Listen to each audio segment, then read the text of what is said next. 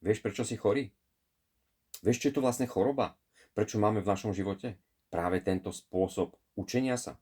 Prečo tie choroby sú stále okolo nás? Choroba je len nástroj na to, aby sme si uvedomili niektoré naše veci v našich životoch. Dnes sú jasné vedecké dôkazy o tom, že choroba úzko súvisí s našou mozgovou činnosťou a upozorňuje nás na to, že robíme v našich životoch niečo nesprávne. Keď tomu neveríš, naštuduj si odbornú literatúru. Ale ak to chceš počúvať ďalej, tak sa zamyslí nad tým, kedy sa ti deje niečo zlé v podobe choroby.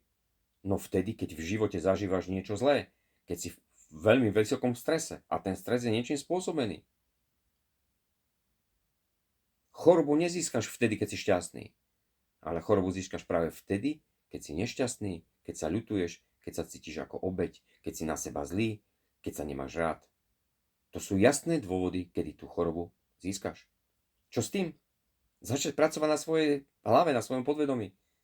A jednoducho pracovať na svojom šťastí, radosti a spokojnosti.